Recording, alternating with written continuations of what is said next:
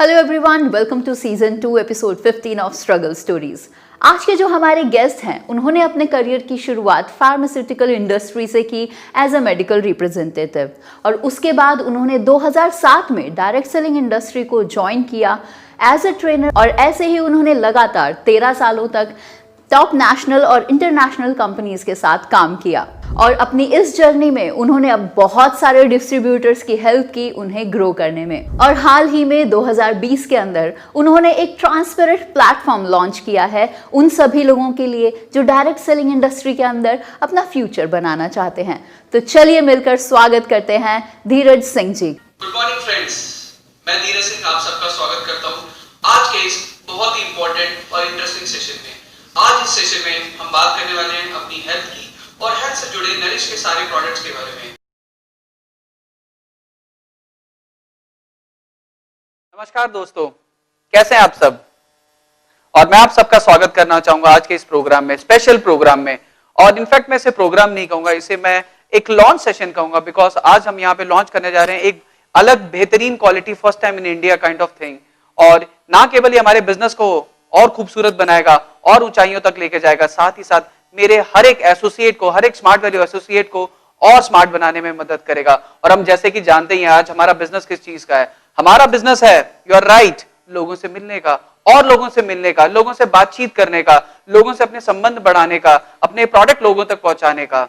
और जब भी हम लोगों से मिलने की बात करते हैं, आप जानते हैं उसमें एक चीज बहुत जरूरी है, वो आपका सेल्फ कॉन्फिडेंस। आप हरदम चाहेंगे जब भी आप लोगों के पास जाएं, उनसे बात करना चाहते हैं, आपका कॉन्फिडेंस बहुत हाई होना चाहिए। और कॉन्फिडेंस को बढ़ाने के लिए दो चीजें बहुत जरूरी हैं, एक आपकी नॉलेज, आपकी अवेयरनेस, और दूसरा आपका पर्सनालिटी। आप कैसे दिखते हैं निर्धारित करता है कि आपका कॉन्फिडेंस कैसा रहने वाला है। आप याद कीजिए वो दिन जब आप नए कपड़े पहन के बहुत सुंदर दिखते हुए आप किसी से मिलने जाते हैं तो आपका कॉन्फिडेंस बहुत ज्यादा हाई रहता है। यानी आज हम बात कर रहे हैं आपके बिजनेस को और ऊपर ले जाने का। ये पूरा जो आज लॉन्च रहने वाला है, आपकी ओवरऑल पर्सनालिटी को बढ़ाने की हम बात करने वाले हैं।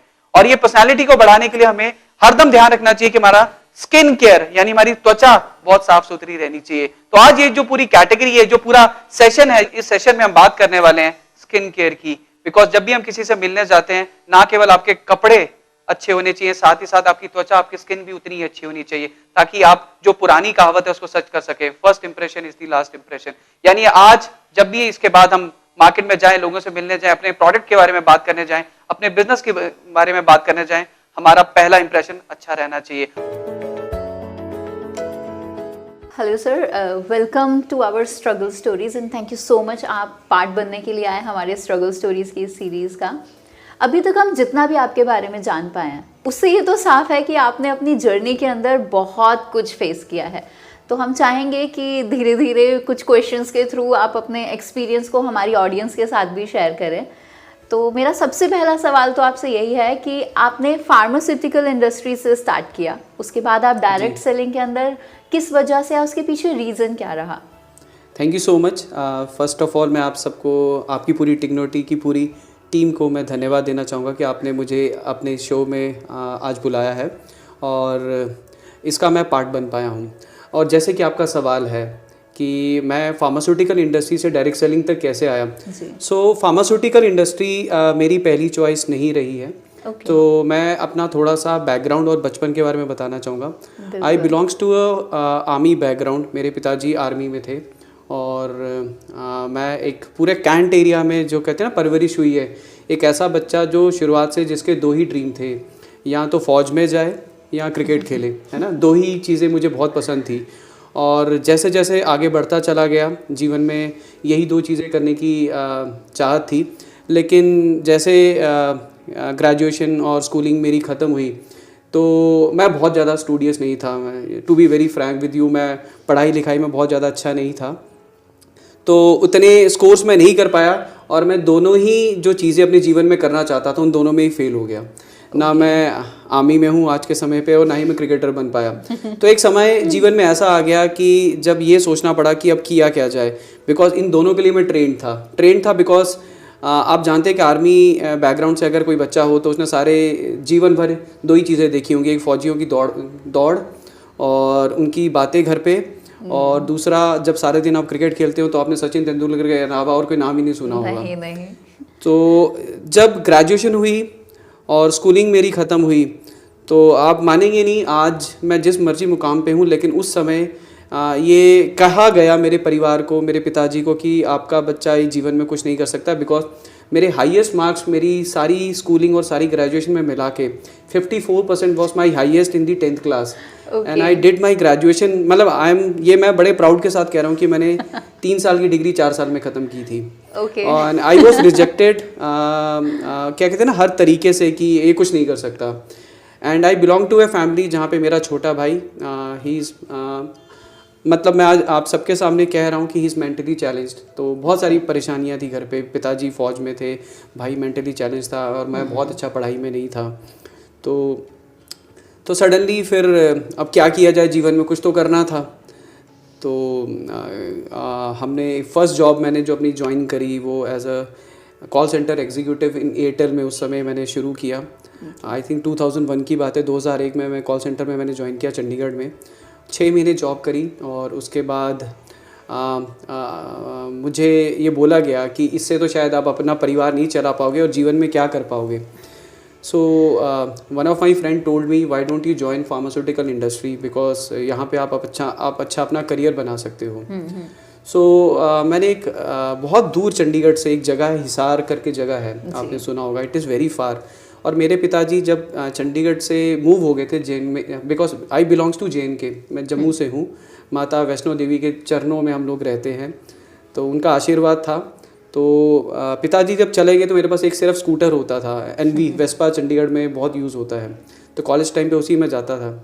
तो मुझे जो जॉब मिली फार्मास्यूटिकल इंडस्ट्री में वो मिली आई थिंक 250-300 किलोमीटर है चंडीगढ़ टू हिसार, वो हिसार में मिली।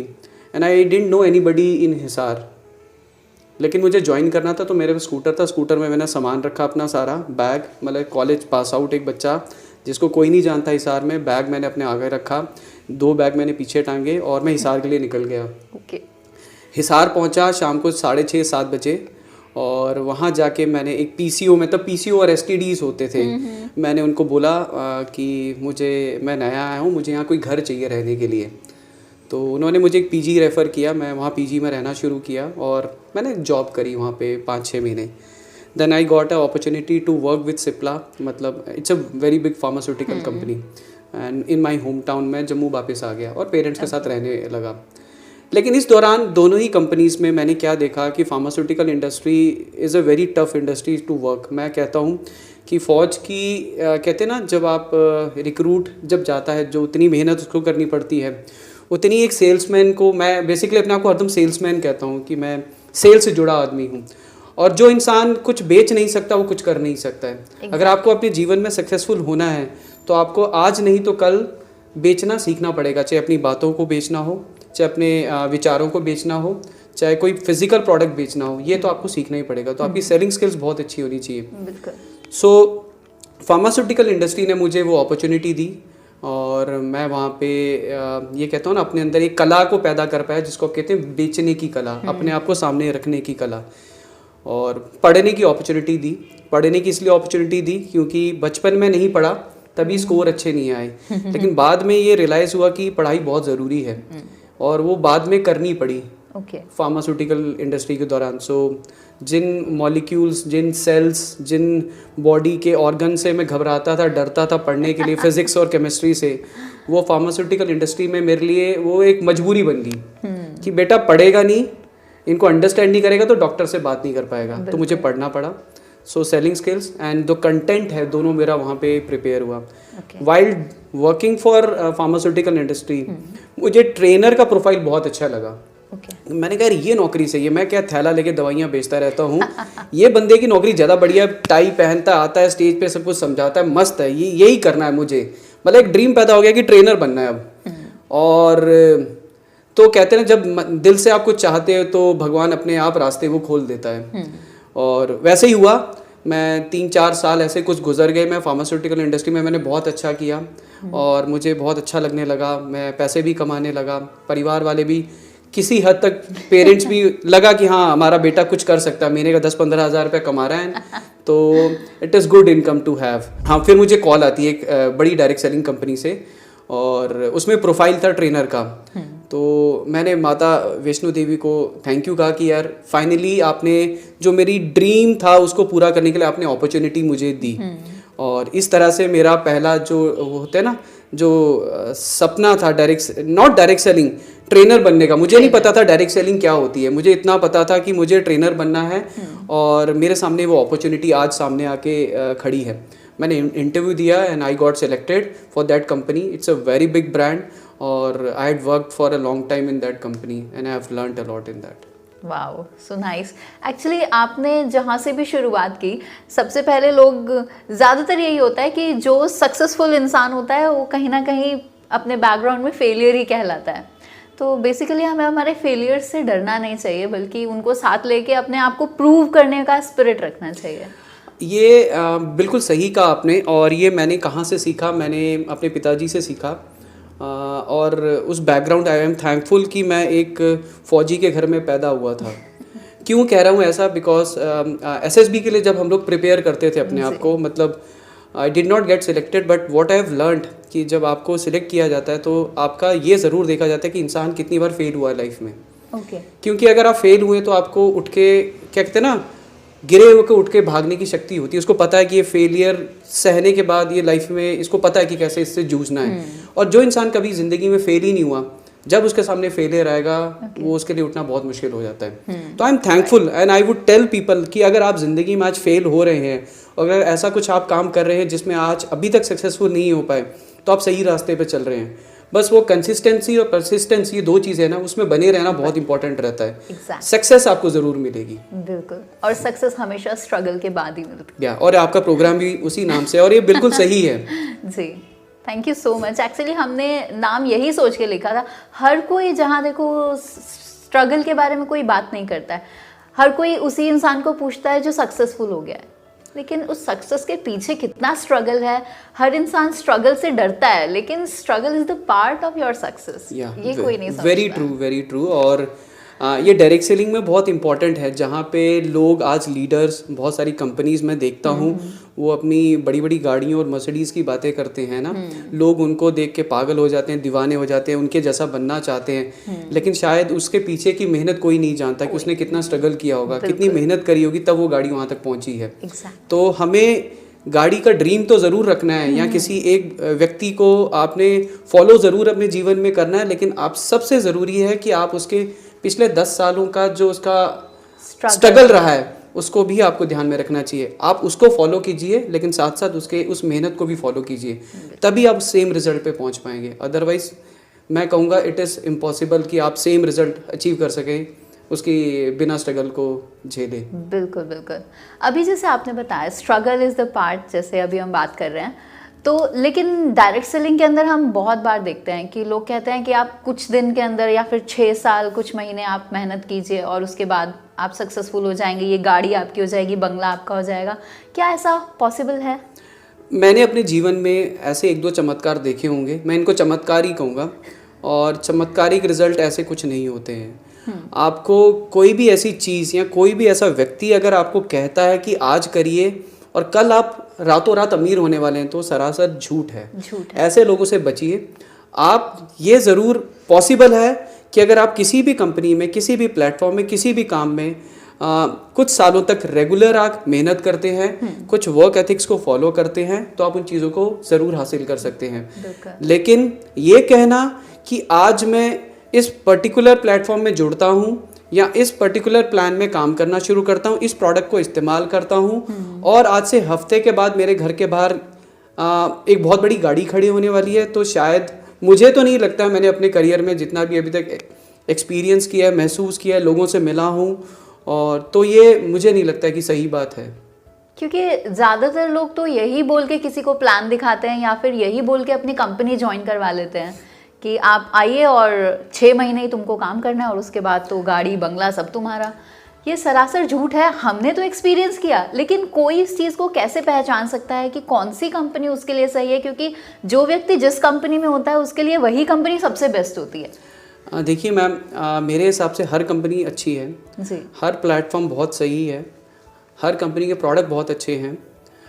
बट आपको ये ध्यान में रखना चाहिए कि बिना मेहनत के कुछ नहीं मिलेगा। कुछ नहीं। आ, मेहनत करनी पड़ेगी आपको। डायरेक्ट सेलिंग क्या है? डायरेक्ट सेलिंग को समझना ज़रूरी है। हम इसको ना 3 अलग अलग वर्ड से लोग इसको जानते हैं। कुछ लोग इसको MLM बोलते हैं, मल्टी लेवल मार्केटिंग। कुछ लोग इसको नेटवर्क मार्केटिंग कहते हैं, कुछ लोग इसको डायरेक्ट सेलिंग कहते हैं। और आप देखिए इस इंडस्ट्री में कौन लोग जुड़ते हैं, ज़्यादातर महत्वाकांक्षी लोग जो जीवन में अपना कुछ करना चाहते हैं। वो लोग जो अपने जीवन में एक पार्ट टाइम अपॉर्चुनिटी का क्या कहते हैं ना, ढूंढ रहे होते हैं, जहाँ से वो एक अच्छी इनकम पा सकें और एक बहुत अच्छा लाइफस्टाइल भी पा सकें और एक अच्छे प्रोडक्ट भी अपने घर पे ला सकें, जिससे उनके घर में उनके परिवार को, उनके फैमिली मेम्बर्स को, उनके रिश्तेदारों को फ़ायदा मिल पाए। लेकिन कुछ एक गलत कमिटमेंट्स की वजह से लोग इस बहुत ही, मैं कहूँगा एक बहुत खूबसूरत इंडस्ट्री है जिसका नाम हम में से कुछ लोगों ने ख़राब कर दिया है। What is network marketing? Network marketing कुछ नहीं है ना। MLM क्या है? MLM कुछ नहीं है। ना हम नेटवर्क को मार्केट करते हैं, ना हम मल्टी लेवल कुछ चेन्स और पिरामिड को क्रिएट करते हैं। हम बेसिकली एक इंडस्ट्री का पार्ट है जिसका नाम है direct selling. Direct selling is what? Direct selling is giving an opportunity to somebody directly, है ना। किसी को आपने प्रोडक्ट डायरेक्टली दिए, आपने खुद इस्तेमाल किए, किसी और व्यक्ति ने उसे इस्तेमाल किया और उसी प्रोडक्ट के साथ साथ आपने एक अपॉर्चुनिटी भी उसको दी कि अगर उस अपॉर्चुनिटी को वो लेता है तो ना केवल प्रोडक्ट का इस्तेमाल कर सकता है, साथ ही साथ एक वो फाइनेंशियल फ्रीडम की तरफ भी चल सकता है अगर वो चाहे। लेकिन जब आप किसी को प्रोडक्ट दे रहे हैं, आप उसको अपॉर्चुनिटी के बारे में बता रहे हैं, तो हम उसको उसके पीछे की जो मेहनत का जो होता है ना ग्राफ, कि आपको कब, कहाँ, कैसे करना है, कितना करना है, वो हम नहीं दिखाते। हम प्रोडक्ट और प्लान के साथ सीधा उसका गाड़ी का एक होता है ना गोल का पिक्चर लगा देते हैं। और हमारे साथ जुड़ते कौन है? आप देखिए सबसे बड़ी चीज़ क्या है डायरेक्ट सेलिंग में, कि एक रिक्शा पुलर भी आपका डिस्ट्रीब्यूटर हो सकता है ना, एक डायरेक्ट सेलर आपका बन सकता है, एक डॉक्टर भी आपका डायरेक्ट सेलर बनेगा। और दोनों की अंडरस्टैंडिंग में कितना फ़र्क होता है आप समझ सकते हैं, ज़मीन आसमान का फ़र्क। लेकिन प्रोडक्ट उन दोनों को सेम बेचना है, बिजनेस प्लान दोनों को सेम समझना है। और आप इतने लोगों का इंटरव्यू ले चुके हैं, आप इतनी कंपनीज के साथ आप लोग जुड़े हुए हैं, आप बातचीत करते हैं। बिल्कुल। आपको लगता है बिजनेस प्लान को अंडरस्टैंड करना इतना आसान काम है? नहीं, उसके लिए विजन चाहिए। आप किसी को अमीर बनने का तब तक नहीं बता सकते जब तक वो खुद अमीर नहीं बनना चाहता है। वो एक चीज़ है। बिजनेस प्लान की कैलकुलेशन जब हम किसी को समझाते हैं कि 2000 इधर, 4000 इधर, 6000 इधर, 10,000 इधर, क्या आपको लगता है कि एक गाँव का व्यक्ति जो 10वीं पास भी नहीं है वो इस चीज़ को समझ पा रहा होगा? नहीं, एक्चुअली जब ऐसा होता है तो डायरेक्टली लोग पूछते हैं इन सब चीज़ों को साइड में रखो, तो मुझे बताओ मुझे करना क्या है और मैं कितने टाइम में मुझे क्या मिल जाएगा। आप सोचिए जब वो व्यक्ति समझ नहीं पा रहा है, उसके लिए इतना मुश्किल है, तो वो कितना आपके बिजनेस प्लान वाली चीज़ों को समझ पाया होगा? नहीं, पॉसिबिलिटीज बिल्कुल ना के बराबर होती हैं।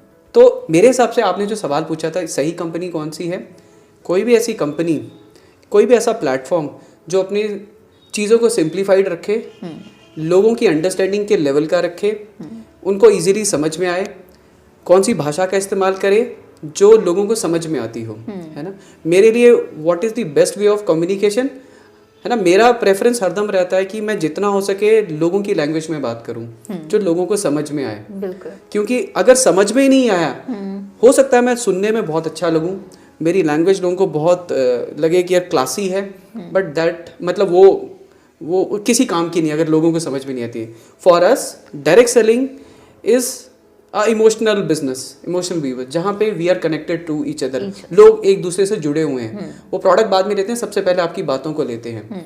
तो एक विश्वास का बिजनेस है ना, एक दूसरे पे विश्वास करते हैं।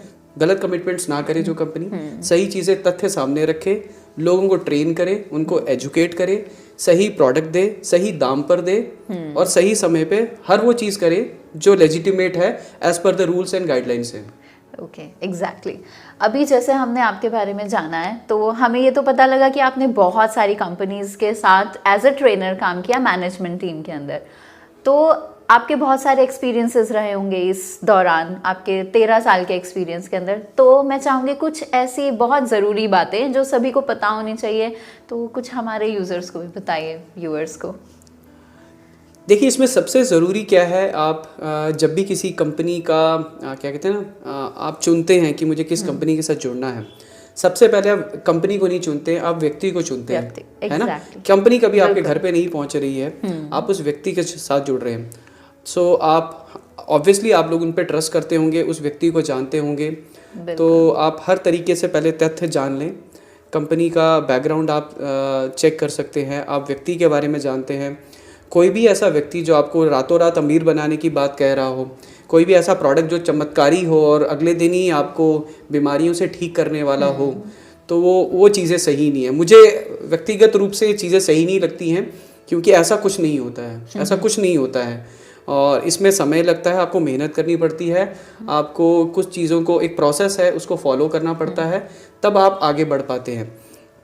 दूसरा रहा एज अ मैनेजमेंट, मैंने जब बहुत सारी कंपनीज़ में अलग अलग लेवल पे काम किया है और मैंने लगभग 2 से 3 कंपनीज़ को हेड किया है इंडिया में।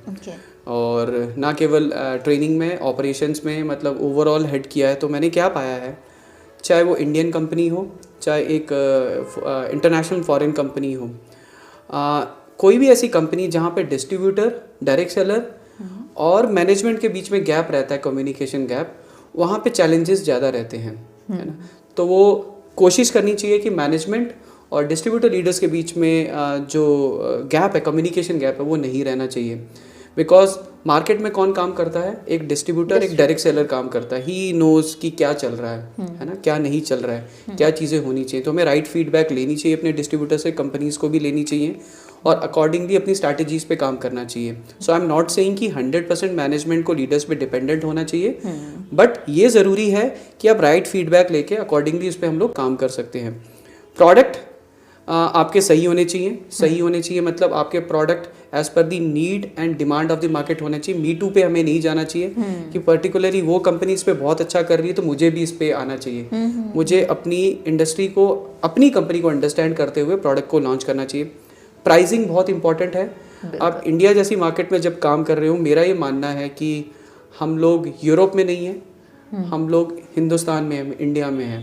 तो हमारे इंडिया में लोग प्राइस कॉन्शियस हैं और हमें लोगों की पॉकेट के हिसाब से प्रोडक्ट को लॉन्च करना चाहिए। जो भी प्रोडक्ट हो, it should be pocket and friendly, quality पे कॉम्प्रोमाइज़ नहीं होना चाहिए। तो मैंने क्या देखा कि अलग अलग कंपनीज में अलग अलग चैलेंजेस रहे हैं, जिनके कारण बिजनेस में भी उनके उतार चढ़ाव रहता है।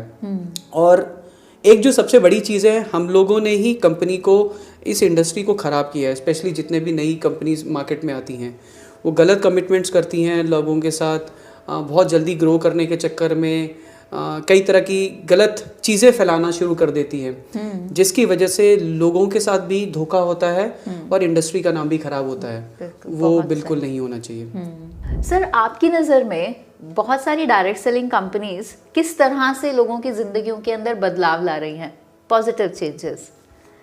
पॉजिटिव चेंजेस ये बहुत इम्पॉर्टेंट है। डायरेक्ट सेलिंग इंडस्ट्री, आज भी इंडस्ट्री का जो दर्जा है, मतलब वी आर स्टिल वेटिंग की गाइडलाइंस, और कुछ हम लोगों ने आगे पड़ाव डाले हैं और आगे और भी बहुत कुछ अच्छा और नया होने वाला है इस इंडस्ट्री में। एंड अगर आज भी देखें तो लगभग ड्यूरिंग लॉकडाउन और ड्यूरिंग एनी रिसेशन टाइम, मतलब किसी भी रिसेशन टाइम में भी ये इंडस्ट्री हरदम ग्रो ही करी है। अगर आप देखें 2017-18 में लगभग 11,000 करोड़ की थी, 2018-19 में लगभग 13,500 करोड़ की है, and it is expected to grow further this year. मतलब इस साल भी ये ग्रो कर रही है। लॉकडाउन में भी जितनी भी मेरी बातचीत हुई है मेरी अपने अलग अलग कंपनीज में दोस्तों से एंड फ्रेंड सर्कल में, सो मैंने कोई इंडस्ट्री में अभी तक देखा नहीं, किसी कंपनी में सुना नहीं है कहाँ पे एम्प्लॉइज़ को निकाला गया हो। मैंने नहीं सुना है कि किसी की सैलरी कट्स हुई हो। बहुत रेयर है, अगर हुआ भी होगा तो बहुत छोटे अमाउंट में या बहुत कम कंपनीज में ऐसा हुआ होगा।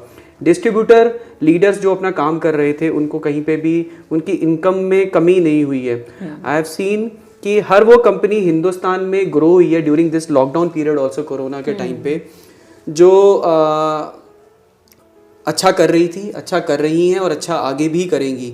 और ये दर्शाता है कि जब जब बुरा वक्त आता है ना, फाइनेंशियल क्राइसिस आते हैं, एक इंडस्ट्री है जिसमें कभी भी चैलेंजेस नहीं आते हैं, वो डायरेक्ट सेलिंग में ही है। और इसका कारण क्या है कि हम लोगों से जुड़ते हुए लोगों के साथ काम करते हैं। It is not shop selling कि कस्टमर आपके दुकान पे आएगा तब आपने सामान बेचना है। हम कस्टमर के घर जाते हैं या हम लोग डायरेक्टली कस्टमर से बात करते हैं और उनको सामान उनके घर तक पहुँचाते हैं।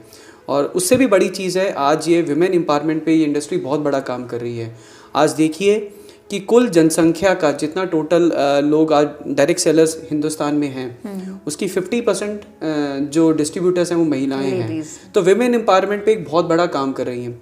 सेकेंडली, हम ट्रेनिंग एंड एजुकेशन सिस्टम के थ्रू, ये मेरी रिक्वेस्ट है सारी डायरेक्ट सेलिंग कंपनीज से भी जो छोटे लेवल पे भी काम कर रही हैं, आई नो कि बड़े लेवल पे जितनी बड़ी कंपनीज हैं उन सब में एक ट्रेनिंग एजुकेशन सिस्टम है जो लोगों को एम्पावर करता है। और ये बहुत ज़रूरी है कि हर डायरेक्ट सेलिंग में एजुकेशन हो, that not only help them, कि वो उनकी सिर्फ उनके बिजनेस में मदद नहीं करता है, उनकी पर्सनल लाइफ में भी मदद करता है। तो डायरेक्ट सेलिंग कई तरीके से आज लोगों की मदद कर रहा है, ना केवल बिजनेस में, उनकी व्यक्तिगत पारिवारिक जीवन में भी कई तरह के पॉजिटिव चेंजेस लाने में ये हेल्प करता है। बहुत खूबसूरत जवाब दिया। एक्चुअली हम लोग खुद ये चीज़ को बहुत अच्छे से नोटिस कर पाते हैं कि जो लेडीज़ कभी किसी से बात भी ठीक से नहीं कर पाती थी, डायरेक्ट सेलिंग को ज्वाइन करने के बाद उन लोगों के अंदर एक अलग ही कॉन्फिडेंस लेवल होता है, वो उभर के सामने आती हैं, पब्लिक के सामने अच्छे से बात कर पाती हैं। इवन हम लोग बहुत सारी ऐसी लेडीज़ को भी कोशिश करते हैं कि उनसे हम बात करें आगे जाके जो एक अच्छे मुकाम पे हैं, ताकि वो लोगों के लाइफ में और ज़्यादा पॉजिटिविटी लेकर आ सके, थोड़ा और कॉन्फिडेंस उन लेडीज़ को दे सके जो थोड़ा हिचकिचाती हैं घर से बाहर। बिल्कुल सही बात है। और आई थिंक डायरेक्ट सेलिंग ने, आई एम प्राउड दैट मैं पार्ट हूँ डायरेक्ट सेलिंग का। मतलब मेरे जीवन में बहुत अपॉर्चुनिटीज़ आई कि when I got an opportunity, मुझे मौके मिले कि मैं डायरेक्ट सेलिंग छोड़ के किसी और इंडस्ट्री का पार्ट बनूं। बट आई हैव एवर, मतलब हरदम मैंने ये कहा नहीं, मुझे प्यार है डायरेक्ट सेलिंग से, मैं छोड़ नहीं सकता। हाँ, कुछ लोगों की वजह से डायरेक्ट सेलिंग का नाम खराब होता है, बट मुझे पता है अगर सच्चाई और ईमानदारी के साथ काम करें और लोगों को सही चीज़ सही दाम पर और सच्चाई के साथ दें, तो कोई भी इससे प्यार करने से मैं छूट नहीं सकता। इससे अच्छा क्या हो सकता है कि एक रिक्शा पुलर आज एक गाड़ी का सपना देख सकता है, एक हाउसवाइफ जो अपने घर में 4 लोगों के सामने बोल नहीं सकती थी, आज वो स्टेज पर खड़े होके हज़ारों लोगों का एक कहते हैं ना एक ज़रिया बन गई है जिससे महिलाएं मोटिवेट होती हैं। तो मुझे लगता है अगर हम इसको पॉजिटिव इसकी चीज़ें देखें तो डायरेक्ट सेलिंग एक बहुत ही पॉजिटिव इंडस्ट्री है और आगे भी काफ़ी युवाओं को, महिलाओं को और लोगों को ये आगे बढ़ने में मदद करेगी। बहुत बेहतरीन अपॉर्चुनिटी। एक्चुअली लोग सिर्फ नज़रिए की वजह से थोड़ा पीछे रह जाते हैं और फिर जैसे अभी हमने बात की कि कुछ लोग जो गलत तरीके से इंडस्ट्री को प्रमोट करते हैं उनकी वजह से पीछे रह जाती है। अगला सवाल मेरा इसी से थोड़ा लिंक्ड अप है। अभी हम देखते हैं बहुत सारी डायरेक्ट सेलिंग कंपनीज खुलती हैं, कुछ चलती हैं, कुछ एकदम बंद हो जाती हैं, तो उसके पीछे रीज़न क्या है?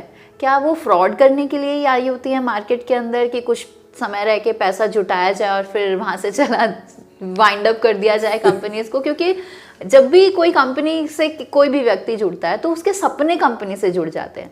अब जब डायरेक्ट सेलिंग का नाम कोई लेता है तो दुख तो सभी डायरेक्ट सेलर्स को होता है जो इस इंडस्ट्री से जुड़े हुए हैं, जो एथिकली काम करना चाहते हैं इंडस्ट्री के अंदर। लेकिन वहीं कोई सामने से आके बोलता है अरे तुम्हारी डायरेक्ट सेलिंग कंपनी इंडस्ट्री ऐसी है वैसी है, ये कंपनी वैसी, वो कंपनी वैसी। तो मेन रीज़न क्या है ऐसा कुछ होने के पीछे? हाँ देखिए, मैंने कहा इंटेंशन किसी की गलत नहीं होती है, सभी सही इंटेंशन के साथ करते हैं, बट तरीके हमारे गलत होते हैं। देखो तरीके सही, पहला तरीका जो बार बार मैं कहता हूँ, शायद बहुत सारी कंपनीज अभी भी चल रही होंगी, उनके बहुत बड़े लेवल पे जो ऊपर लोग बैठे हुए हैं वो शायद आज भी नहीं जानते होंगे कि क्या वो डायरेक्ट सेलिंग का पार्ट है कि वो नेटवर्क मार्केटिंग का पार्ट है या MLM का पार्ट है। अब ये डुप्लीकेशन बहुत फास्ट होती है। जैसे शब्द मेरे होंगे वैसे शब्द मेरे परिवार के होंगे, है ना। घर में अगर बच्चा भी सीखता है तो सबसे पहले पेरेंट्स से सीखता है कि घर में मेरे पिताजी, मेरी माता पिता क्या शब्दों का इस्तेमाल करते हैं। तो मैं जैसे रिस्ट्रिक्ट करता हूँ, मैं अपनी जितने भी टीम मेंबर्स हैं कि आपको पता होना चाहिए आप किसका पार्ट है ना। आप डायरेक्ट सेलिंग का पार्ट है। डायरेक्ट सेलिंग खूबसूरत इंडस्ट्री है। मैं MLM को कभी, मुझे नहीं पता क्या है MLM, मेरे को पता ही नहीं है MLM क्या है। एंड जब लोग स्टार्ट करते हैं शायद सबको बहुत आसान लगता है कि डायरेक्ट सेलिंग को स्टार्ट करने के लिए बहुत इजी है, आपको सिर्फ कुछ लोग चाहिए, चंद लोग चाहिए, पैसा चाहिए और एक बिजनेस प्लान चाहिए, एक सॉफ्टवेयर चाहिए और डायरेक्ट सेलिंग कंपनी आप शुरू कर सकते हैं। मेरे हिसाब से इस सब को शुरू करने से पहले किसी भी व्यक्ति को सबसे पहले कहते हैं ना इसकी फीलिंग्स को अंडरस्टैंड करना चाहिए कि डायरेक्ट सेलिंग है क्या। ये एक ऐसा व्यवसाय है, एक ऐसा काम है जहाँ आप एक वैल्यू वाला प्रोडक्ट एक अगले व्यक्ति तक पहुँचाते हैं और आप उसको घर पे बैठे एक काम करने की अपॉर्चुनिटी देते हैं, दैट्स इट। जहाँ पे अब देखिए ये कितना खूबसूरत लगता है। दूसरी तरफ बातें ऐसी होती हैं कि आप पावर लैग ले लीजिए, है ना, आप ये ले लीजिए, आप इतना कीजिए, आप इतनी सेटिंग ले लीजिए और इतना पैसा आपको कल से आने लग जाएगा, आप टेंशन मत लीजिए। आप सोचिए जिसकी शुरुआत ऐसी होगी तो उसका अंत कितना सुनहरा होगा। तो जो आपका